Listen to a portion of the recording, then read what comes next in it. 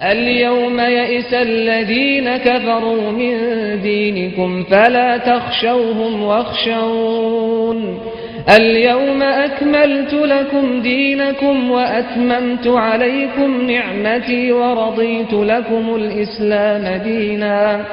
بسم الله الرحمن الرحيم. الحمد لله رب العالمين وصلى الله على محمد وآله الطاهرين ولعنة الله على أعدائهم أجمعين إلى قيام يوم الدين. وقال سبحانه وتعالى هو الذي بعث في الأميين رسولا منهم يتلو عليهم آياته ويزكيهم ويعلمهم الكتاب والحكمة وإن كانوا من قبل لفي ضلال مبين. موضوع گفتگو معجزات رسول اللہ صلی اللہ علیہ وآلہ وسلم. آپ کی خدمت میں پہلے بھی عرض کیا کہ رسول اللہ صلی اللہ علیہ وآلہ وسلم کا جو سب سے بڑا معجزہ تھا اور ہے اور معجزہ جاوید ہے، یعنی ہمیشہ رہنے والا معجزہ، وہ ہے قرآن مجید. لیکن یہ تصور کہ فقط ایک ہی معجزہ تھا آپ کا، یہ بالکل تصور باطل اور غلط ہے. آپ کے بہت سارے معجزات تھے. ابتدائے نبوت میں جو معجزہ ظاہر ہوا جب اللہ سبحانہ و تعالیٰ نے حکم دیا کہ اپنے قریب رشتہ داروں کو بلاؤ اور آخرت سے ڈراؤ، وانذر عشیرتک الاقربین، تمام رشتہ دار جمع ہوئے، کھانے کی مقدار کم تھی، سب کے سامنے کھانا رکھا گیا. رسول اللہ صلی اللہ علیہ وسلم نے دعا کی، کھانے کی ابتدا فرمائی اور پھر سب نے کھانا کھایا، لیکن وہ کھانا کم نہ پڑا، یہاں تک کہ سب سیر ہو کے گئے، سکون سے کھا کے گئے، لیکن کھانا پھر بھی بچا رہا.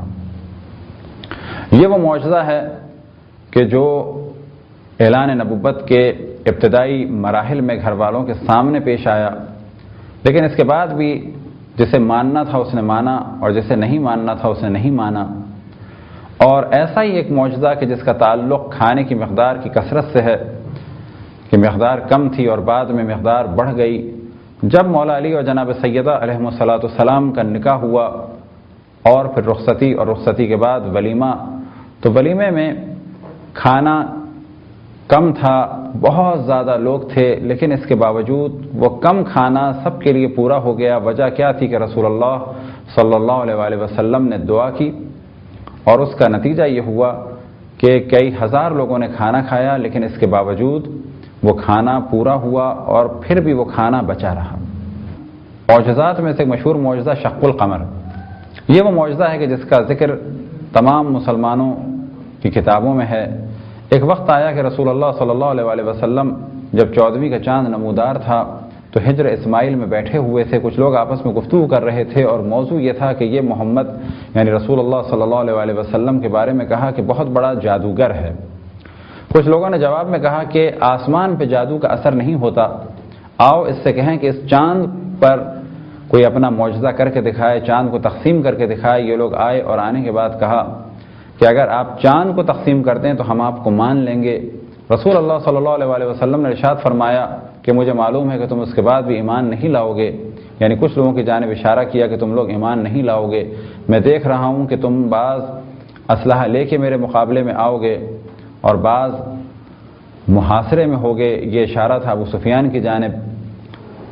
لہذا ان لوگوں نے کہا کہ نہیں، آپ معجزہ کر کے دکھائیں. رسول اللہ صلی اللہ علیہ وسلم نے اپنے دست مبارک کو بلند کیا اور انگلی کے اشارے سے چاند کو 2 حصوں میں تقسیم فرمایا. بعد میں ان لوگوں نے کہا کہ ایک ٹکڑے کو ایک جانب لے جائیں، دوسرے ٹکڑے کو دوسری جانب لے جائیں، تو آپ نے وہ بھی کر کے دکھایا. پھر انہوں نے کہا کہ اس کو ملا دیں، تو آپ نے ملا کے بھی دکھایا. پھر یہ لوگ چلے گئے اور جانے کے بعد کچھ لوگ جو راستے میں تھے اور مکے کی جانب آ رہے تھے ان سے پوچھا کیا تم نے راستے میں چاند کو کسی خاص حالت میں دیکھا؟ تو ان لوگوں نے بھی گواہی دی.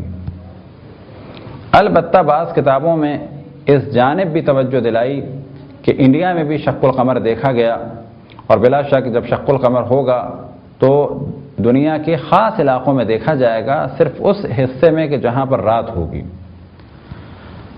اور یہ چیز بھی ذہن میں رہے کہ آج بھی اگر چاند میں کوئی رد و بدل ہو یا چاند گہن ہو یا سورج گہن ہو، تو سورج گہن کو تو عام طور پہ لوگ ویسے بھی نہیں دیکھ پاتے، مگر یہ کہ وہ مکمل سورج گہن ہو یا آدھا سورج گہن ہو جس کی وجہ سے کچھ تاریکی سے ہو جائے یا آدھے سے زیادہ ہو، تو اس صورت میں تو ان کو اندھیرے کی وجہ سے توجہ ہو جاتی ہے سورج گہن کی جانب.